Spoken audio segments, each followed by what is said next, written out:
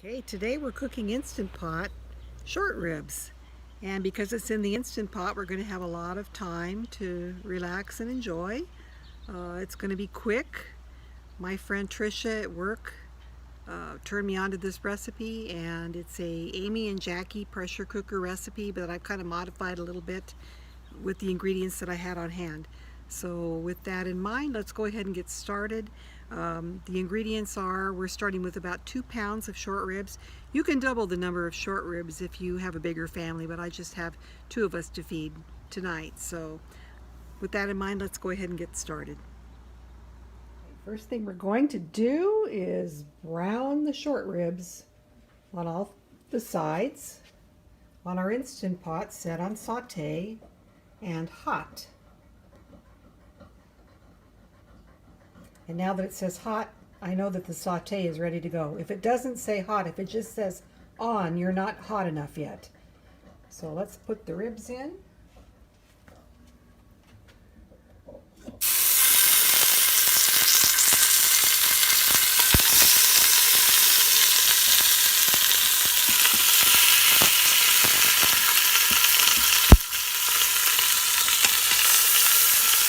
Okay, we're going to just brown them for about a minute or 2 on each side. Okay, they look like they're about ready to turn.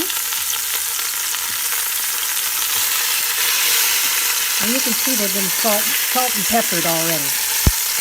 You can actually put the ribs in the refrigerator overnight, salt them and let them kind of marinate in salt overnight.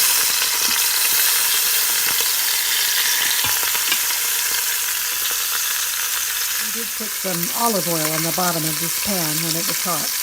And you can see they're getting nicely browned. Oops, there's the side I need to do still. So keep turning and browning.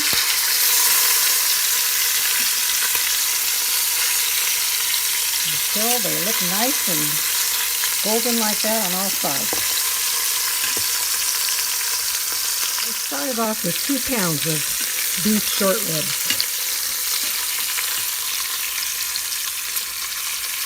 I'm going to remove these to a plate.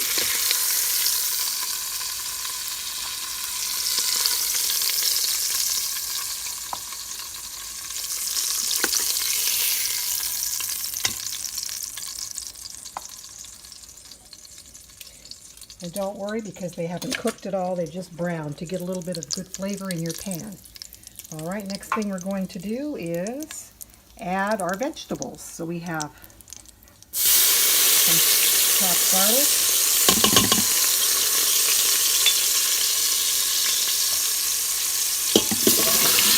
some onion, about 1 to 2 onions, depending on how much you like onion flavor. I put 1.5. I've got 2 chopped celeries and some carrots. I got the baby carrots that are mixed colors, but any kind of carrots you like. Okay, we've still got our pot on saute. It still has to come up to heat again. We're going to just saute the veggies around a little bit here. We're going to add a little bit of thyme. Fresh or dried.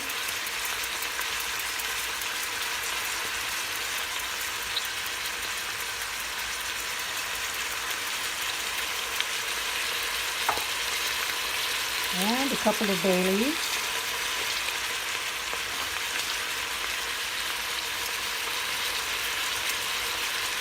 And we're going to continue to mix and saute the vegetables. Just for like a minute or 2, so they get a little bit soft. We're going to pressure cook all this together anyway. Looks pretty good already.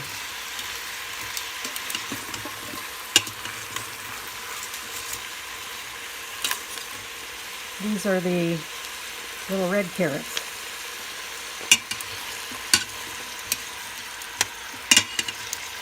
But use whatever carrots you like. Whatever onions you like. These are Mayan onions. I kind of like the flavor of Mayan onions.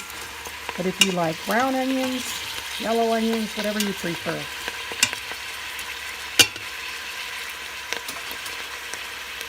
Okay, next thing we're going to do, the vegetables are a little bit soft. We're going to add about a half a cup of good red wine. I used Cabernet Sauvignon. And what you're adding this for, basically you want to deglaze the pot.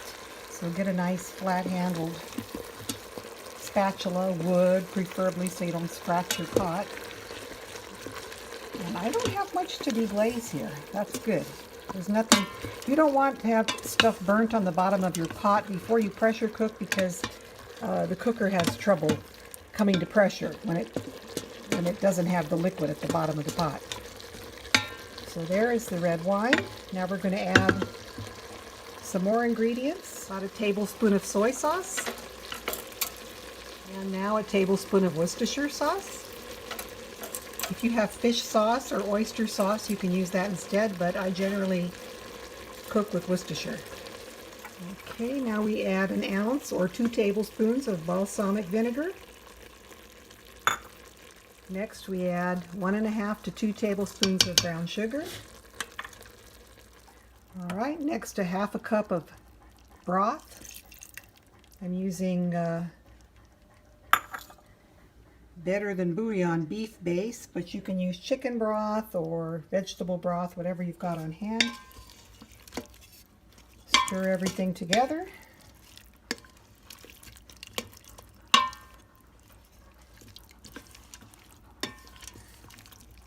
We are going to add our ribs back in.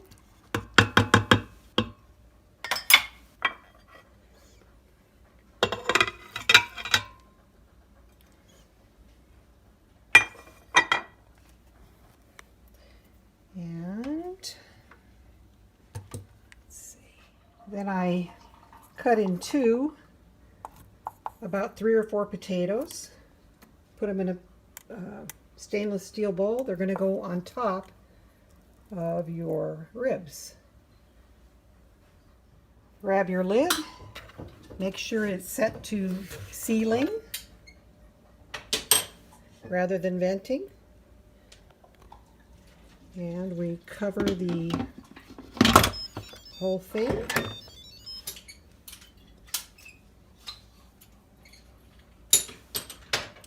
We're going to set to pressure, and we're going to go up to 45 minutes.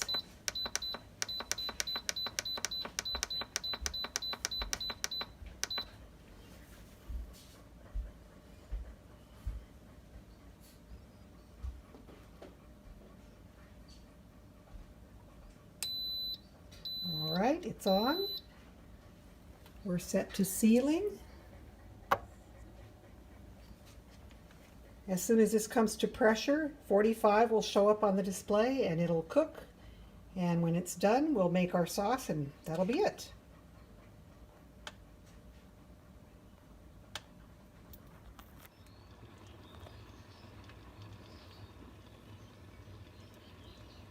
Okay, the button has popped up, so this should set to pressure time pretty soon here. And it's been about 10 minutes or so that I've put everything together and put the lid on. It takes about 10 to 15 minutes for everything to come to pressure. There we go, 45 minutes. Okay, time to go have some wine, or in my case, a gin and tonic.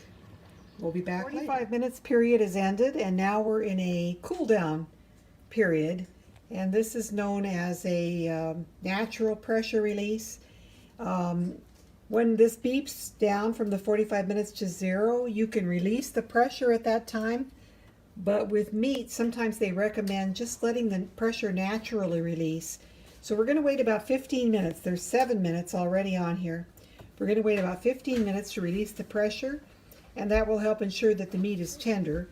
And since it's a weekend, I don't really have, time constraints. If it was during the week, I might have released the pressure right when the 45 minutes was up.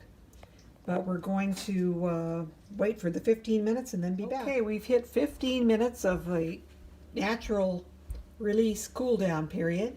So we are going to release the pressure, whatever's left.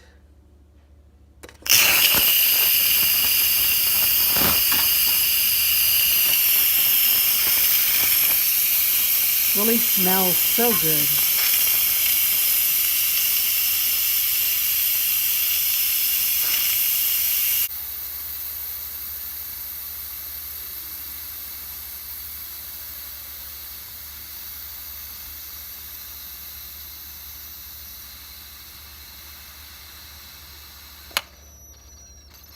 Okay, we're ready to open this up.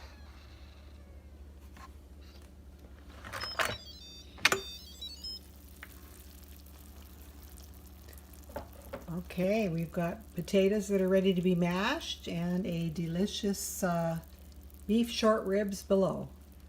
So let's remove the potatoes and then we'll continue. Okay, we've removed the potatoes and we're going to mash them however you like. I'm just going to make regular mashed potatoes with butter and milk and maybe a little salt and pepper, but you can put sour cream or whatever else you like in your mashed potatoes.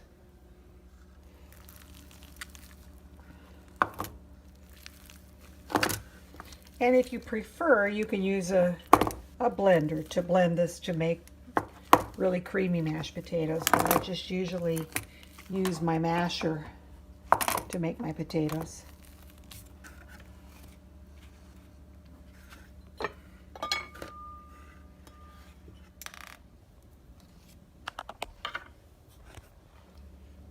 Okay, we've added some butter. Now normally you should mash your potatoes and remove whatever chunks you have before you add the milk.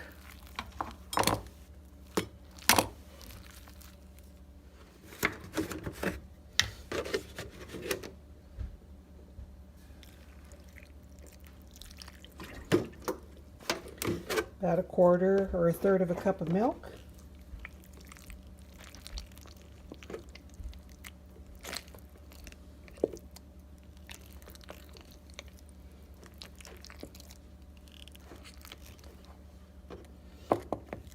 Then we've got our ribs that look really good. We're going to remove the beef to a plate while we thicken the gravy.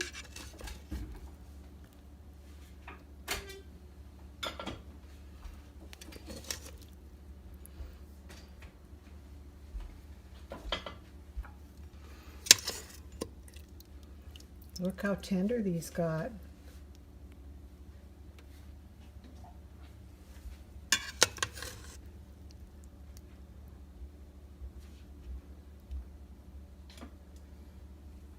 Okay, so we have our juice there. I'm going to set this back to saute. First I'm going to have to cancel what I'm doing. Set to saute. We've got about 3 tablespoons of cornstarch and about 3 tablespoons of water.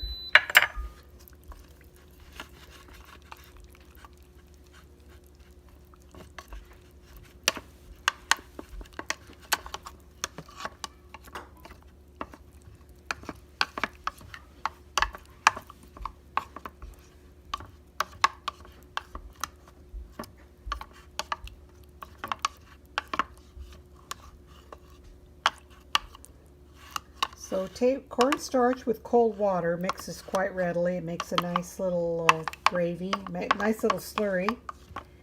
And when you add it to your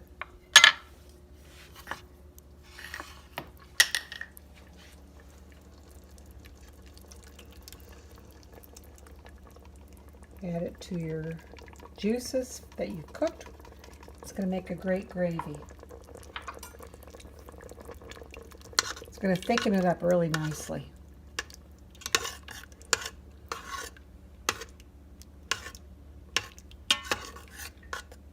So we've got this on saute again.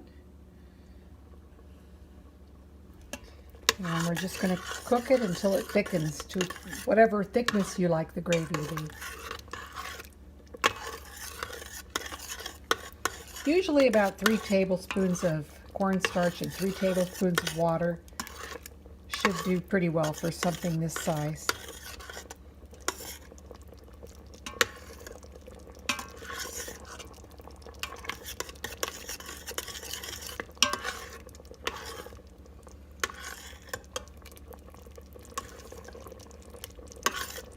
I like the nice chunks of carrots we've got in there.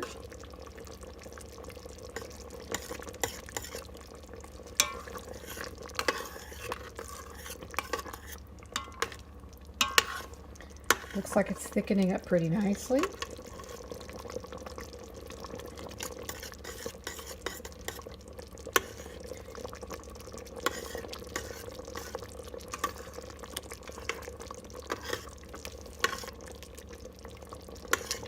And this is pretty nice gravy consistency that I personally think is pretty nice. Pretty good.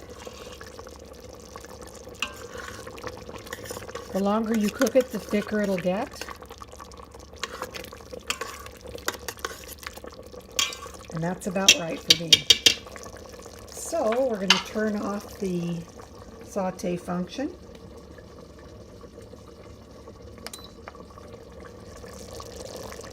Still kind of bubbling there for a minute or two. It's going to thicken up a little bit.